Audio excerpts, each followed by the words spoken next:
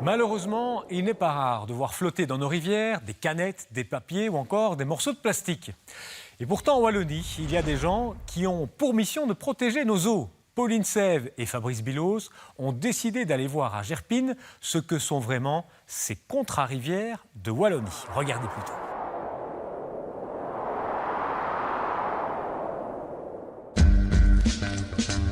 La Wallonie est traversée de cours d'eau. Elle compte par exemple plus de 50 rivières qu'il faut forcément protéger. Et c'est le rôle des contrarivières de Wallonie. Il y a donc 14 contrats de rivière en Wallonie dont l'objectif est l'amélioration de la qualité des cours d'eau, donc la qualité de l'eau, des eaux de surface et souterraines. La première mission des contrats de rivière, c'est d'abord de faire un inventaire de terrain. C'est-à-dire qu'on met des grandes bottes, comme vous avez vu mes collègues tout à l'heure, et on parcourt les cours d'eau avec un objectif de relever toutes les problématiques. Dans ces problématiques, il y a par exemple les plantes envahissantes amenées par l'homme, la pollution, le rejet des eaux usées et évidemment les déchets. Mais ils arrivent comment dans nos cours d'eau ?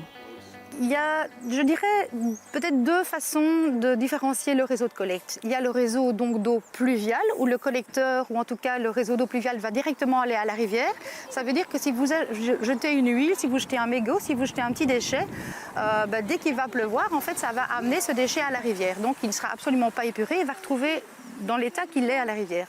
Maintenant, si vous le jetez via votre réseau d'eau usée, donc si vous êtes raccordé à l'égout bien entendu, que ce soit votre toilette, que ce soit votre évier, peu importe, il va aller vers la canalisation. Il y a d'abord le risque qu'il bouche votre propre canalisation chez vous. Ensuite, tout ça va être acheminé de l'égout via le collecteur vers la station d'épuration. Et la station d'épuration a une certaine capacité effectivement d'épurer les eaux usées. Mais évidemment, tout ne peut pas être épuré dans les stations d'épuration. On se retrouve donc avec des cours d'eau remplis de déchets qu'il faut nettoyer. Alors qui s'occupe de ça ? Il n'y a pas vraiment d'équipe en fait de nettoyage des rivières. Donc ici, si je parle pour la Diljet, on a beaucoup de chance d'avoir Eracotera qui nous aide.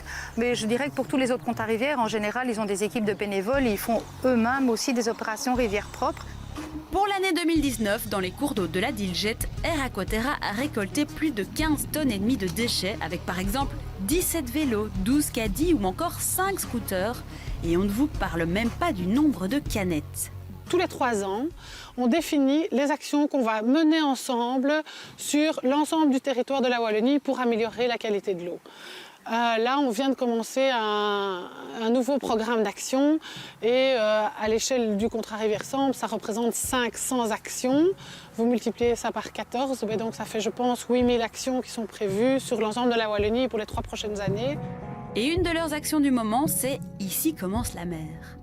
Donc c'est un projet pour préserver la qualité de l'eau, principalement via tout ce qu'on peut déverser dans les avaloirs et également tout ce qu'on peut déverser au niveau des toilettes et des éviers. Il faut savoir qu'il y a 80% des déchets des rivières qui arrivent en mer, donc 80% des déchets marins qui sont issus des terres. Alors, il faut savoir aussi que dans les canettes, par exemple, peuvent se piéger certains petits poissons, etc., qui ne savent pas sortir des canettes. Ils ingèrent également des microplastiques. Et il n'y a pas que la pollution visuelle, effectivement, il y a toute cette fragmentation de déchets qui est très néfaste pour la flore et la faune.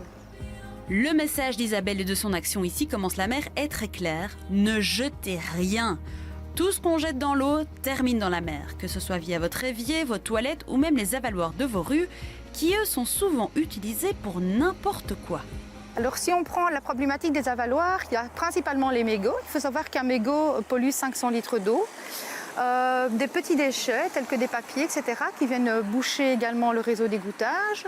Beaucoup aussi de sociétés de construction prennent les avaloirs pour des poubelles et viennent y déverser leurs plates, leurs produits de résidus de peinture, etc.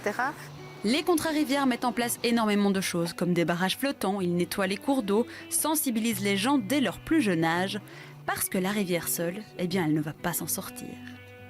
La rivière, c'est quelque chose d'extrêmement lent. C'est un processus très lent à s'auto-épurer. Et vraiment, toutes ces petites pollutions qui viennent au quotidien mettent vraiment à mal tous les efforts qui sont faits.